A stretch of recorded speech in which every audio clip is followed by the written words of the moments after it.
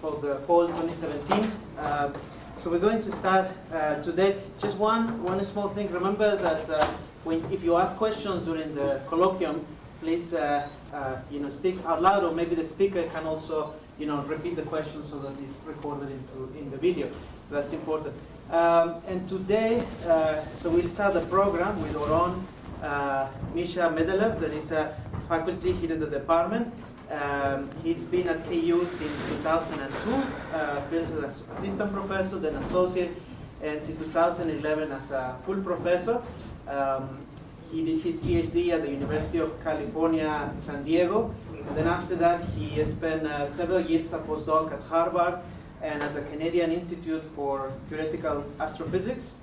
And then after he joined KU, and the last semester he was away as in part of his sabbatical, and he spent time at Princeton and at Harvard, where he has some collaboration. And today he will talk about magnetic monopoles on cosmic scales. Thank you. Thank you very much. Thank you and welcome back from the summer break. So as you have heard, I was on sabbatical, and that's a tradition in the department that people who were on sabbatical tell what they've done at the sabbatical. And it was very hard for me to actually choose the topic, because I was working on like 5 different projects, and I can name a few. One of them was accretion disks and turbulence in accretion disks and how it hits electrons versus ions. That's important, especially for the galactic center, for example, or active galactic nuclei, or low luminosity X-ray galactic sources. So I was thinking about that quite a bit, but then thought, well, maybe we should do something more, because it's a long project, computational project. So as soon as we have some new results, I'll be happy to talk about this. Another project I was working on concerned with dark matter, and that's the project we're doing with my student Keita, who is down there. And I thought that's definitely an interesting subject, and you should hear about new developments over there. But I actually leave it to Keita to talk about this in some of the seminars. And then there's been a few more. There's been one project with people at MIT, for example, also concerns with magnetic field structure in accretion disks, and it's an ongoing project, so I'm gonna probably stop talking about it now, because we're still in a process of understanding how things are behaving over there. There was one more, which is on my own. Basically, it's a continuation of the long-term work which I described here in this room. In fact, in 2001, even before I became a faculty, it was my job talk. It was about GRBs and collisionless shocks, and the project that we have, basically, I was working on it myself, concerns with magnetic fields produced by highly relativistic collisionless shocks in gamma ray bursts, but also it may be relevant to active galactic nuclei jets. And I was thinking actually about talking about this project, but then I thought, well, maybe it's too technical. And suddenly I just recollected that there's been one project which I didn't really gave much, or I actually thought about it a lot, but I don't think it's a very solid project. And you can see this one on the blackboard. On the other hand, for the colloquium, it's probably quite nice, because there are lots of students who are attending this colloquium, and that kind of tells you, or tells them, how a new look at an old problem can actually give you quite interesting results. And you see this subtitle, New Abundance Constraints and Possible Origin of Magnetic Fields in Galaxy Clusters. So it's a long topic, long title for the topic. But apparently, besides that, we're dealing with monopoles which nobody ever observed, everything is a solid physics. I mean, it's not solid state, but solid in terms of everybody knows the laws that govern those phenomena. So a little bit of a history about monopoles. So the monopoles were introduced in, I believe, in 1931, maybe early, I don't know. But at least we know a solid discussion about them from the paper published by Paul Dirac, who actually considered the wave function of a free particle. And when he considered a dipole made of, actually, it's not a pure dipole, it was a system made of a pure electron charge and pure magnetic charge, the regularity condition on the wave function, the phase of it, in fact, happened to give you the so-called Dirac quantization. And that Dirac quantization is shown up here. The electric charge times the magnetic charge, G, is an integer multiple of hc over 2. That simply comes from the phase quantization. And this sole result explains, I don't know whether we can call it an explanation because we have not observed monopoles, but nevertheless, if they do exist, then it explains the quantization of electric charge, which is a mystery, in fact. Of course, it's an integer number n here, so you can say that there must be an elementary charge, G sub d, which is called elementary Dirac charge, and that's when n is equal to 1. And in that case, the magnetic charge is the a half of the fine structure constant times E. And that's what people typically choose for the monopole charge. And I would consider this as a good choice, because of course one can have multiples of it, but the nature of thing is to assume that the lowest multiple is the elementary, and that's what we should see in nature if they exist. Next revival of this idea, so to say, comes many years later in 1974. These papers were written by Polakov and Hoff, and you better ask string theorists and high-energy physicists about this. But the whole idea, in a few words, is that monopoles are basically inevitable in grand unification theories. And they're inevitable because they can be treated as, well, they are actually topological defects. So very early on in a very early universe, where the temperature is above the grand unification temperature scale, which is, I don't know, 10 to the 17th, 10 to the 18th, maybe 10 to the 19 GeV. Above that scale, all interactions, gravity, weak, strong, and electromagnetic interactions are the same. They are unified, and all the fields are massless, so the symmetry is restored. But once you start lowering the temperature, you start freezing out certain domains. One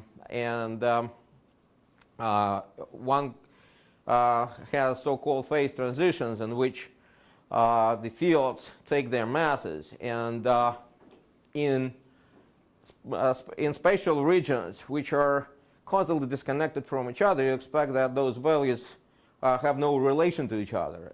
Therefore, there must be boundaries between them, which are inevitable in a sense, like domain walls and magnets. And domain walls and magnets are two-dimensional structures. They are planes, so one can in principle have those, but you can also have string-like things, and string-like things have ends, and ends may become or may be seen as magnetic monopoles. So, I'm sorry, the mass that people usually discuss in terms of magnetic monopoles, as you can see, the grand unification scale, 10 to the 17 GeV or so. But that's pure speculation. We don't actually know what it is. It's a reasonable assumption. But in general, one can expect deviations from that. They are copiously produced in the early universe. because, as I said, they are topological defects. So you expect at least one topological defect per causally connected universe at that time. And if you look at it now, it's going to be multiple, many such causally disconnected earlier places, and therefore the number of monopoles must be at least the number of such areas in our universe, which is a huge number if you compute it in terms of the omega parameter. And omega parameter is what cosmologists usually use, is the density divided by the critical density, and the critical density is when the the universe is flat. And you know that in terms of omega, dark matter is about 0.3, dark energy is about 0.7, give or take a few percent, and the rest, which is about 5 or 4%, is normal matter. At least we think that it is that way. In principle, magnetic monopoles can contribute to the matter density of the universe. They can contribute to omega matter. So those 0.3 or 0.25 may actually be dark matter plus something, and that something may be a monopole. So it's a question of how many of them. And if you do that simple calculation, assuming causally connected areas, causally connected regions in the universe, and compute how much mass density those monopoles should contribute to the matter density at present, that's a huge factor. 10 to the 15. 10 to the 15. It's not 10 to the 5, not 10 to the 10. It's 10 to the 15. It's a lot. We definitely know that we're not living in such a universe. Should omega be greater than 1? Substantially. Our universe wouldn't live as long as it lives. And 10 to the 15 is a number which is definitely wrong. At least our idea about how monopoles are produced may be wrong. Or maybe not. Because the production of monopoles occurs at a very, very early moment. And it may happen that it was before the inflation. So in fact, if there was inflation, then this monopole catastrophe shouldn't happen, because yes, you produce so many magnetic monopoles, maybe even larger number, because this assumes one monopole per causally connected region. You may have, in principle, more than that. But then you dilute their number density by a factor of 10, e to the 60. And that would bring that number 10 to the 15 to the number of 10 minus 10. And that's nice. Much nicer. So if magnetic monopoles exist, and if they have been produced, then the inflation theory, if it is correct, can explain positive monopoles at the present day. So there are many ifs, but in principle it's a coherent picture. So there is something to explore here. So I told that these monopoles are topological defects. Of course, faculty in this room knows what the topological defects are, but maybe some freshman students don't. In fact, we have our own topological defects, every one of us. The swirl of the hair on the head is a topological defect, because you can look at this as a two-dimensional or three-dimensional, if you consider curvature of a head, vector field. So every hair, every single region of a hair attached to the head is actually a vector. And you want to distribute those vectors in a smooth way. And there is a theorem which is written down there. It's known as a hairy ball theorem, that you cannot comb a hairy ball flat without creating a cowlick. That's a very strong statement. It means, in mathematical terms, that a good, not pathetic or pathological vector field on a sphere cannot be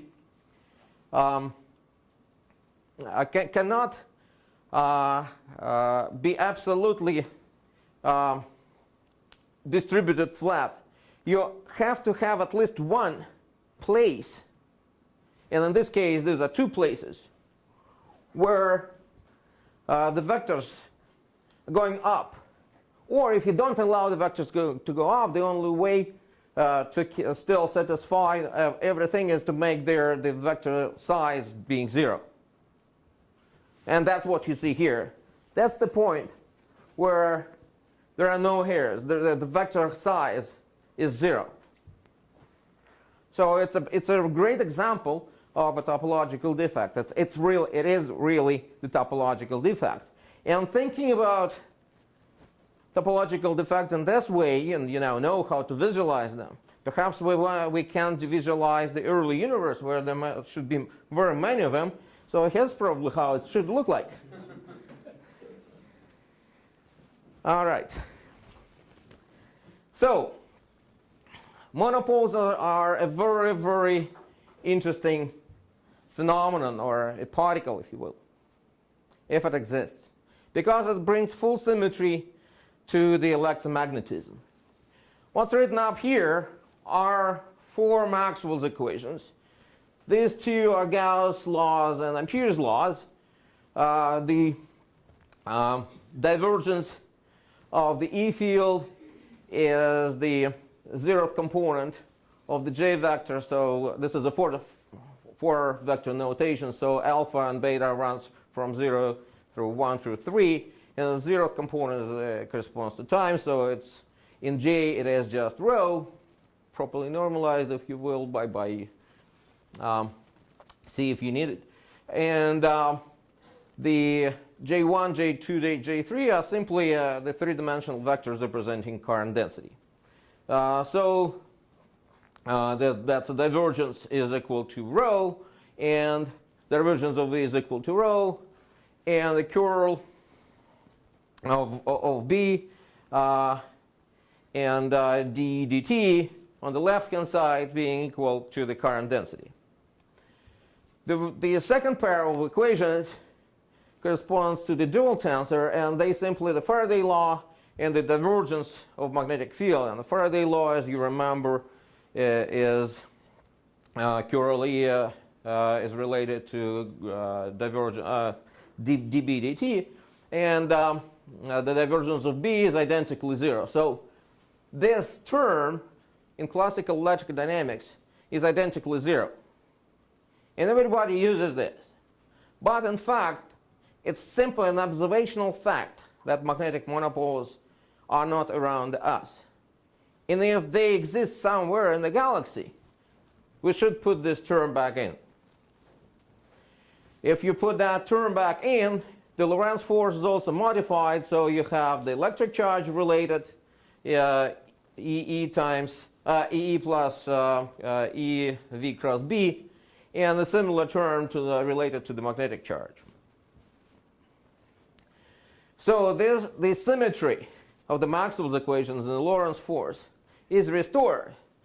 And it's restored at a very fundamental level, because now the electric fields and magnetic fields can be transformed one into another. And the electric charges and magnetic charges can also be transformed one into another. So now it becomes a matter of convention what is electric phenomenon and what is a magnetic phenomenon. It becomes purely a matter of convention. So it's a very strong symmetry. And as you can see, the relation is very simple. It's simply the rotation matrix. Cosine minus sine, sine, cosine. So it's really tempting to observe at least a single monopole, which proves their existence. And then we can have a nice electromagnetic theory, classical electrodynamics theory. So it's not surprising, it shouldn't be surprising to us, that there's been many, many searches for magnetic monopoles. What are those searches? Well, some of the searches rely upon the very fact that it is a magnetic pole without the counterpart. So it's either south pole or north pole alone. So if such a pole goes through a loop, it should excite a current. So you just make a loop, keep it at a low temperature, and measure magnetic flux, which should be quantized in such systems. And there was at least one measurements like that, one detection of a monopole like that.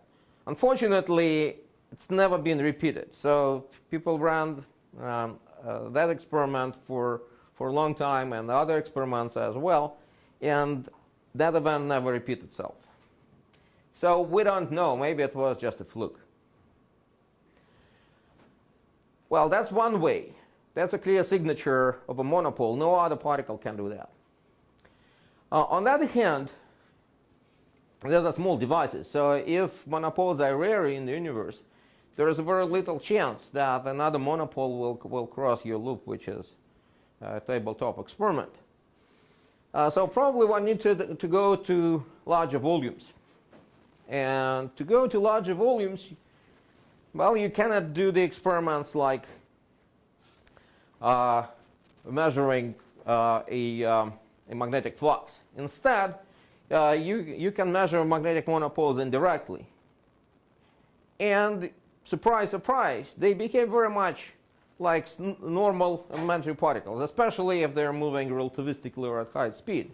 Because as you know, if you take an electron and speed it up to the speed of light roughly, it has magnetic fields and electric fields are of the same, being of the same strength. V over C is roughly 1. Same thing is true for the monopole. You take the magnetic charge, accelerate it to a large speed, and has electric and magnetic fields practically indistinguishable of a normal particle being accelerated to such a velocity. So in fact, all the consequences can be calculated directly. The ionization it produces, the scintillation light it should produce, everything is known. It's all calculable within elementary electromagnetic theory, and also solid state or whatever detector of physics you need.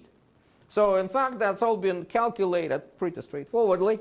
And the only difference that you see, or should see in your experiment, should be associated with the mass of a monopole, because the mass is expected to be much larger. Although, of course, we don't really know. But at least it must be way, way, way above GeV.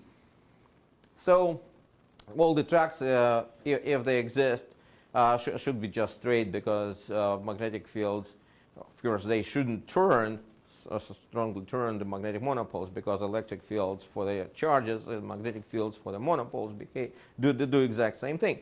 But on the other hand, you know that the inertia of the monopoles must be so large that usually a straight track going through the entire detector. It's not going to be stopped anywhere inside the detector. So that's kind of an idea. And as you can see, there's been many researches done. Boxan, for example, the detector, the observatory, underground observatory, which can measure which can measure cosmic rays of different energies. It goes pretty low in terms of V over C for the monopoles. So these are non-relativistic monopoles. This part is one for the relativistic monopoles. Macro was specifically designed, scintillation detector was specifically designed to probe a large area in that graph. You see on this end, Amman, the Antares ice cube, these are all cosmic ray detectors, and they can put strong limits on the monopoles, but of course these monopoles must be relativistic or nearly relativistic. And there are many more. So people actually took the monopole idea seriously. And unfortunately, although those searches didn't give any detection, only the upper limits.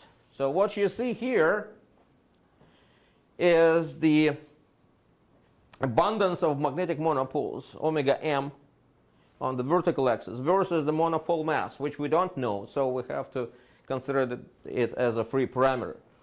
So these two lines, its broken red curve, is actually the detection upper limit.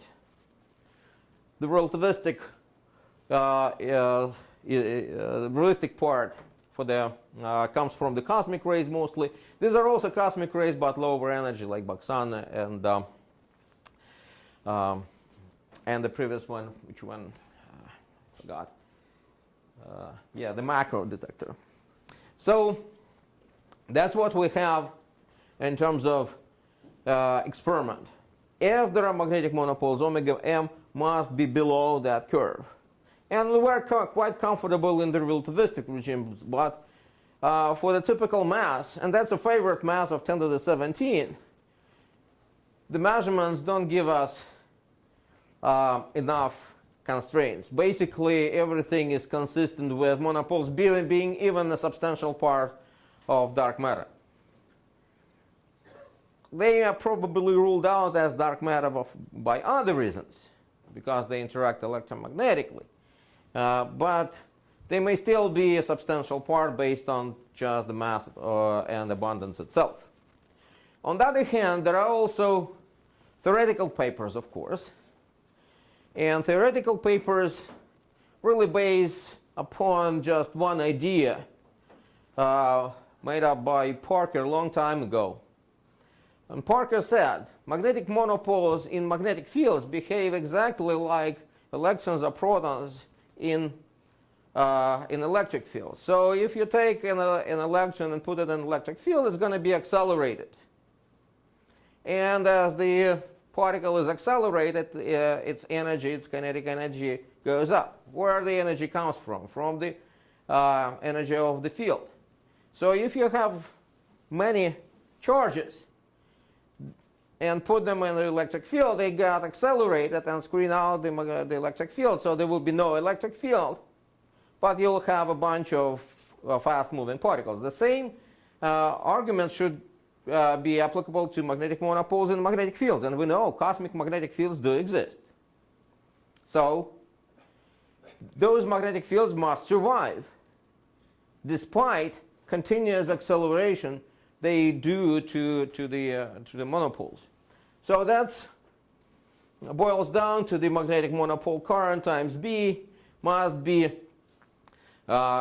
less, that's the acceleration part.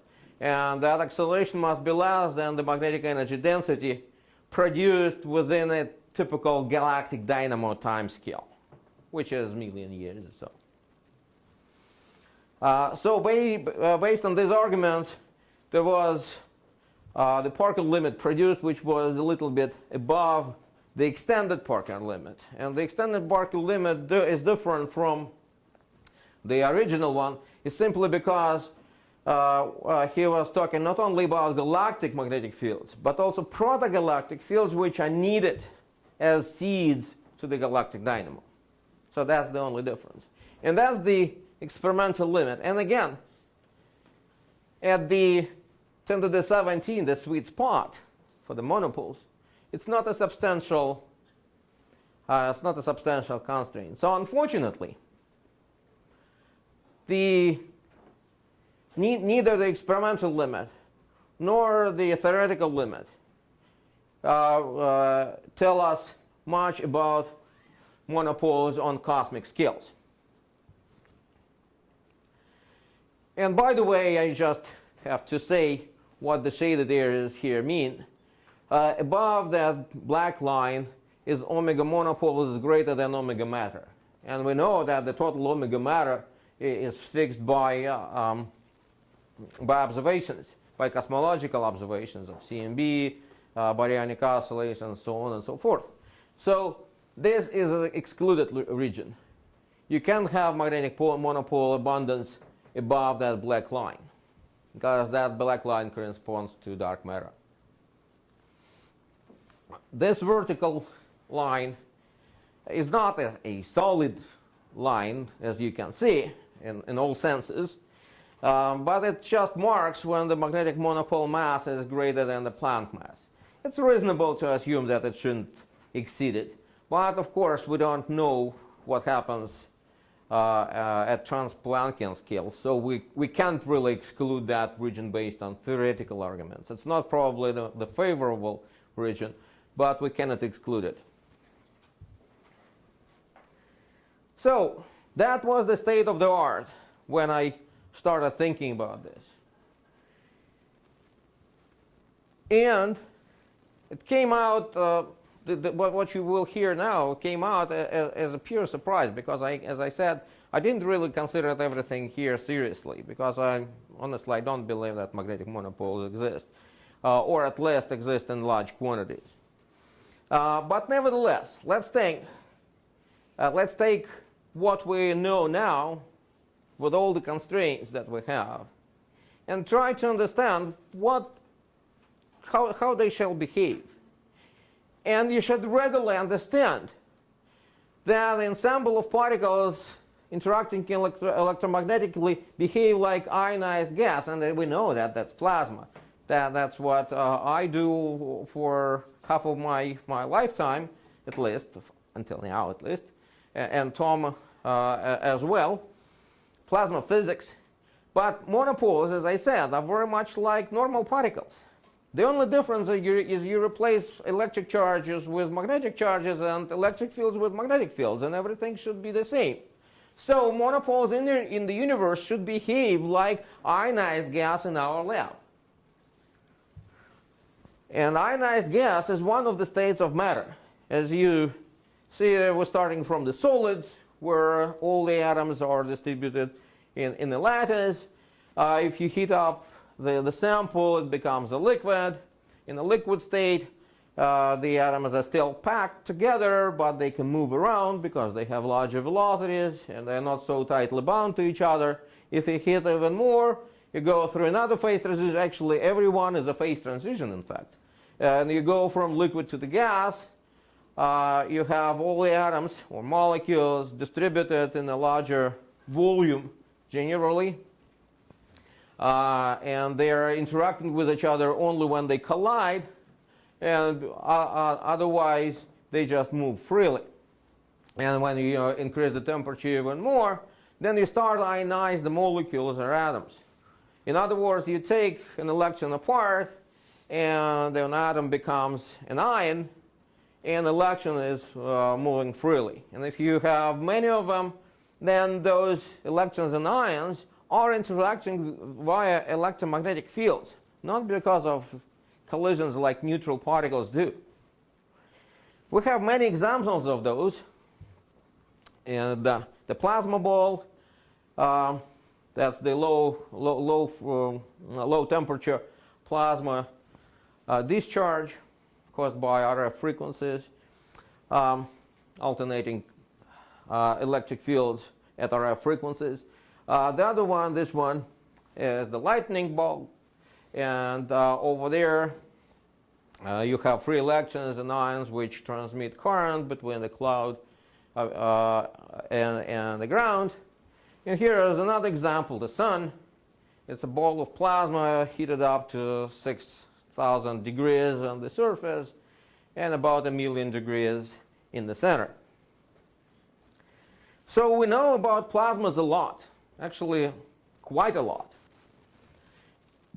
And if you now think what we have in our universe, we have a universe filled with equal numbers of positive and negative charges. We assume that there is no net magnetic charge to the universe. And it should behave, those charges should interact with each other through electromagnetic fields, very much like electrons and ions interact through electromagnetic fields. So they may look like to us as electron-positron plasma. Why? Because electrons and positrons carry the same charge but different in the sign, and they have the same mass. Here we have the same sign, same charge by magnitude, the magnetic charge, plus and minus, of course, and particles have the same mass. You may then ask, okay, that's fine. So instead of electromagnetic fields like communicating the interactions between different particles in different places in plasmas, we should have the same situation with magnetic monopoles, and that's right. But in addition to that, we have universe filled with ionized gas itself. Our universe is ionized, and the reionization happened at a high redshift. So we know that the gas in the universe, the hydrogen and helium in particular, is fully ionized. So in addition to magnetic monopoles, you also have electric charges, which are very, very mobile compared to the monopole charges. Monopoles are very heavy compared to ions, hydrogen, helium, no matter what. It's a GeV versus many, many, many GeVs. So in other words, whatever the monopoles would do, they do it on a much longer time scale. And in particular, they can produce electric fields, but once they produce electric fields, those electric fields will be immediately, by cosmic standards, short-circuited by the normal plasma that exists in the universe. So in fact, the situation is even simpler. You don't need full E in electricity and magnetism to describe the monopole plasma. The monopole plasma would look like electron-positron plasma without magnetic fields whatsoever. So you immediately remove all the magnetic effects whatsoever. And this is the simplest ever plasma. In fact, that's what's usually considered as a test bed in textbooks. So that's the most well explored theoretically plasma in the universe. And we know exactly what it does now. And we know what the plasma does. And one of the things is Debye shielding. What is it? Take normal plasma, take all normal ionized gas, and put a charge there. And measure electric field as a function of the distance from that charge. Even without great knowledge of plasma physics, you can easily imagine that if you have a charge and freely floating electrons and positrons around, and the charge is positive, the positrons of positive charge will be repelled away, and the electrons will be attracted to the charge, to the test charge. So you will form, or they will form, a cloud of electrons around it. And closer to the test charge, of course, electric fields will not be strongly affected because the cloud is big. But the further away you go, the more shielding you get because of that overdensity of electrons around, because of that cloud. And the distance where the shielding becomes significant is a so-called Debye radius, or Debye length. So that's a test charge. You have a lot of freely moving charges around. Negative charges are attracted to it and form a cloud. And the electric field, or if you will, the electric potential as a function of the distance, is 1 over r, the normal one, times the exponential factor. So inside the Debye sphere, the electric field is roughly the same. Outside the Debye sphere, it is exponentially screened. So plasma physicists say plasma is quasi-neutral outside, meaning that the electric fields in this region are very small compared to the fields inside it. And the size of it is related to the temperature or velocities of the particles and the density of them. Now look at cosmological scales, galaxy clusters. Here you see 2 images of 2 galaxy clusters, and you see the galaxies well here. These are bright spots, and the blue glow. And the blue glow is X-rays from the hot gas in between them. So the medium here is definitely ionized, a few keV, a few kilo electron volt temperature. Same as here. Now with the galaxies removed, and here is a glow, And the red is an interesting thing here and here. That's a cool, this particular object is called sausage. Not a very surprising name. What is it? That's synchrotron emission. And synchrotron emission is a measure of two things: the energy of electrons and magnetic fields. Because charged particles move in magnetic fields on circles. And circle or helixes. And a circular motion is an accelerated motion. The particle is always accelerated. Accelerated charged particle produces electromagnetic radiation. It loses energy to the electromagnetic radiation. And that's the radiation that we see. It's not a big surprise, although, of course, some models are needed here to understand how those particles here are accelerated. But most importantly for us is that that's the region, and that's the region with very strong magnetic fields. And by very strong fields, I mean micro-Gauss fields. By cosmic standards, these are strong fields. And Gauss is roughly is the field of Earth. Half a Gauss is the magnetic field of the Earth. So micro-Gauss is a big field. So this is data? This is data. That's observations. And how is the magnetic field measured again? Magnetic fields are measured by the intensity. So intensity depends on the on the density of electrons and their energy and magnetic field. And intensity and the position of the synchrotron peak tell you the gamma factor of the electrons and magnetic field strength. And the magnitude, the intensity tells you also the density.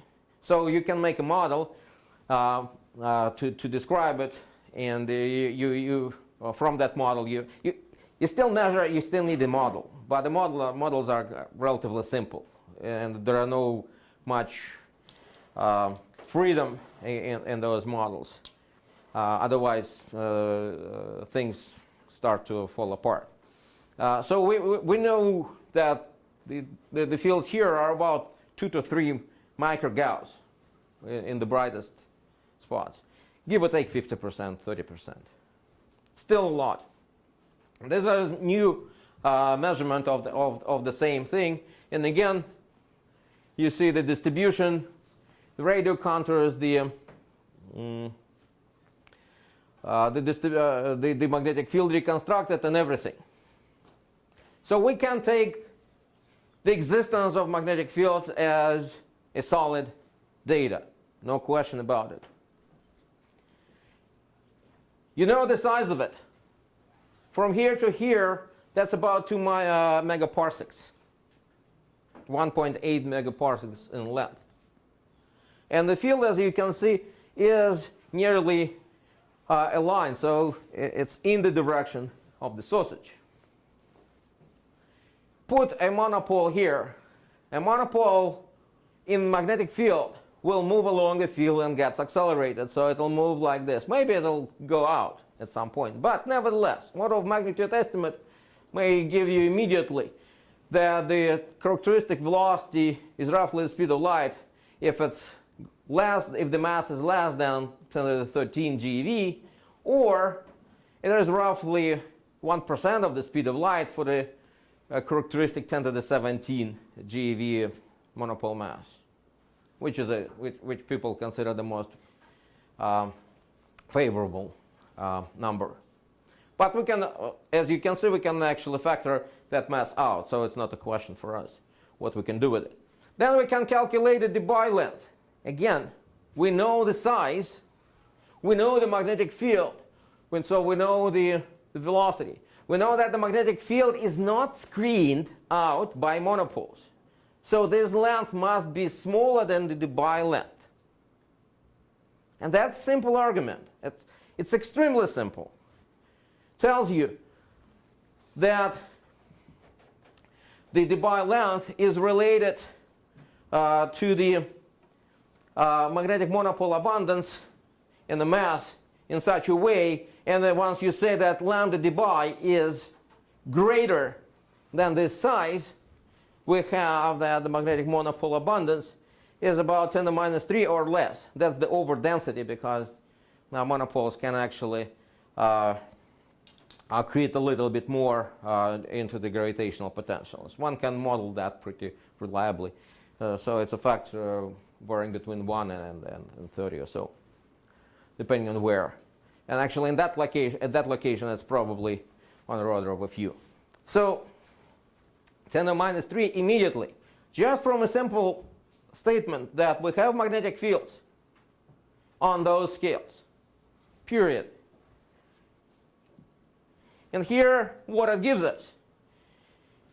Here is the new curve based on that simple and single, in fact, measurement.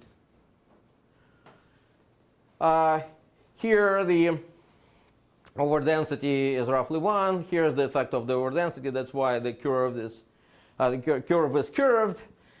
And you see that it's nearly a 3 to 4 orders of magnitude enhancement in the enhancement. I shouldn't say enhancement, actually. It's going down. So depletion in the anticipated monopole abundance. Much better than anything else that people have done for 2 or 3 decades. That's an incredible thing. I don't know why people didn't do it, but it's not in the literature. In principle, one can speculate what if we see magnetic fields on scales comparable to the size of the universe. If we have good enough measurements of the magnetic field, and sooner or later that should happen, that's where the Debye length constraint would be. So everything above would be ruled out. So far, this blue region is ruled out. And that gives us the density of the monopoles to be less than 10 to the minus 26 particles per cubic centimeter. Next up, we know plasma supports waves, collective motions. And the simplest one, the electrostatic or Langmuir wave. Here's the dispersion for it. It depends on the so-called plasma frequency and the thermal velocity of particles. So omega is related to k vector, to the wavelength, 1 over the wavelength, like this. Here is the plasma frequency. And again, this is just a function of the monopole mass and monopole abundance. And here is just dispersion relation for you. If you are curious how that wave looks like, oops, yeah, that's how it looks like. It's densities and rarefactions of particles. So particle density is larger, so the electric field it produces affects other particles. And that pattern propagates. And as you can see, propagates, in this case, more or less linearly. Of course, there is no real constraint on how they should propagate, but one can make a prediction that in the universe or around clusters, we should see a zebra pattern. Or, let's put it the other way. If measurements will ever tell us that there is such a zebra pattern of alternating magnetic field, that's a really interesting result in favor of magnetic monopoles. Even further, if we are able to measure a k vector, the direction of it, and the direction of the magnetic field, the k vector is known where it's going, but the direction of the magnetic field can be determined either from synchrotron radiation or from the Faraday rotation measurements. And if we know the direction of the magnetic field and the direction of the magnetic field times the k vector isn't 0, it means that the wave is not divergence-less. Del dot B is non-zero. And that's a smoking gun of monopoles. Furthermore, the origin of magnetic fields. I said these are observations. Yes, these are observations. But we don't know how those magnetic fields appear in galaxy clusters. What generates them? That's an incredible thing. We observe them for many years, but we don't know what makes those fields. We just know that they are very strong over there. And here is the sausage again from a different paper. And here's a Faraday rotation of a hydrocluster, just to illustrate that magnetic fields fill up the volume, not just make tiny sausages, tiny 2 megaparsec long sausages. Let's think what we have around galaxy clusters. Around galaxy clusters we have the universe, and gas is falling onto the gravitational wells, onto the gravitating systems. So that's a big galaxy cluster. That's another one.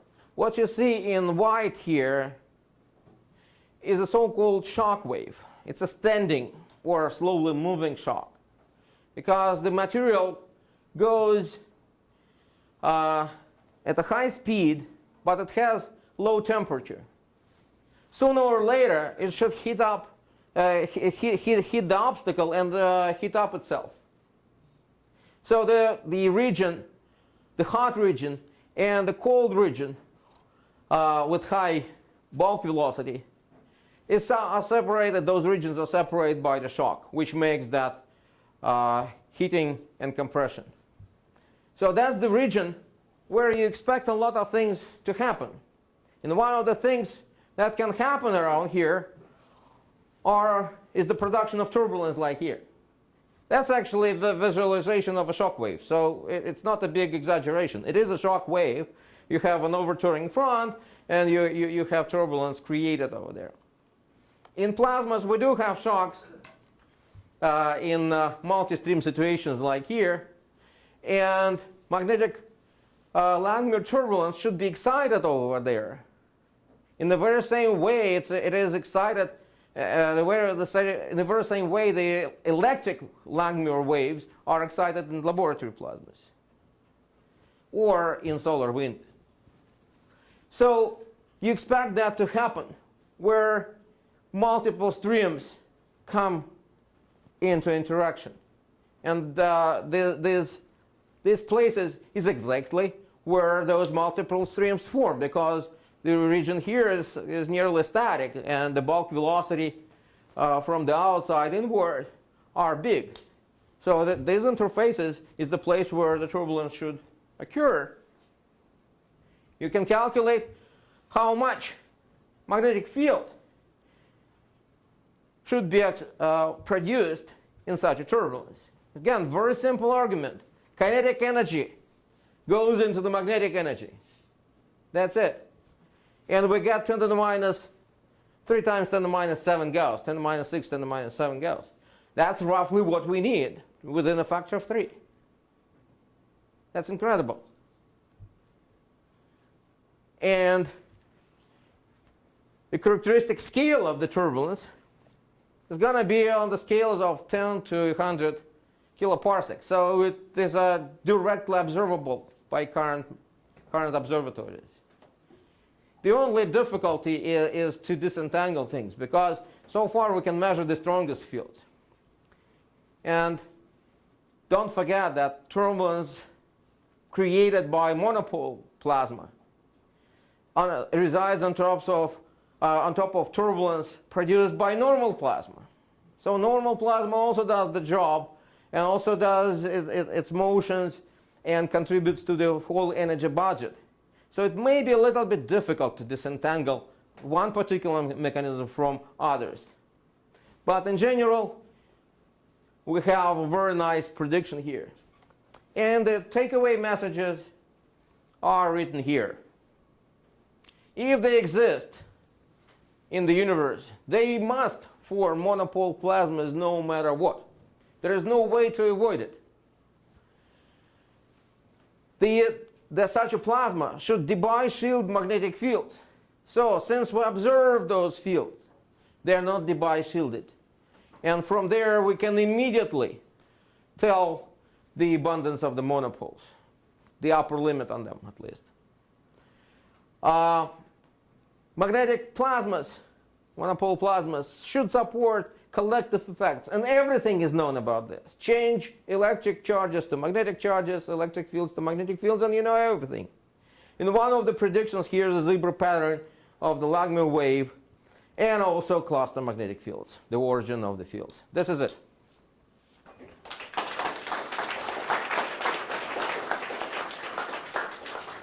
Thank you very much for a very interesting colloquium. Any questions? So Misha, is the sausage the longest magnetic, coherent magnetic field that's been detected? I mean, this is from a cluster collision, right? The sausage comes from, I think, No, from a cluster collision. I mean, that's what Marcus proved in this. right. Well. It's from the collision very, very long ago. Right. Yes. Right. It's not an ongoing collision. Are there other ones that are longer than that? Because that places the lens places directly. There's the toothbrush, Right. which is also the long one, and it's roughly the same, 1.5 versus 1.8 So you megaparsec. expect the longest magnetic fields that you can measure with the LOFAR or something to be around clusters? Not necessarily. Again, that depends on the strength. We don't know what the fields are in voids. Or like filaments. I mean, filaments can switch. Or in filaments, I agree, yes. If you can measure it across 50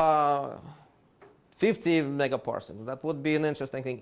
In fact, if you go away from clusters, you're not gaining much until you go away in size by at least an order of magnitude. That's because of that delta, the overdensity. Because slightly non-relativistic, marginally non-relativistic monopoles tend to cluster around fields, because as you see, the velocity of the monopoles is 1% to 0.1%, depending on the mass of the speed of light.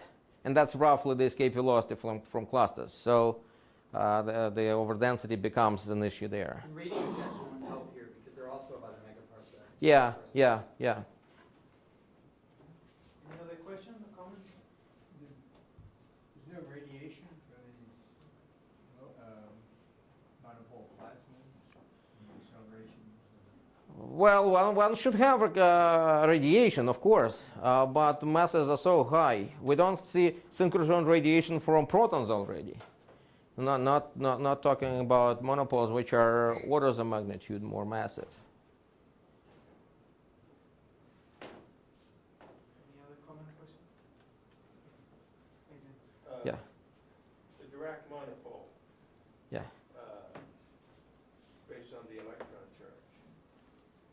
But we know quarks exist and they have fractional charge. So should the Dirac monopole be 1/3 of the Could be, I don't know. original? Could be, I don't know, maybe. I guess we have to catch one first. Yeah. Yeah, that's a good point, actually. There is no other questions, so thanks again. Thank you.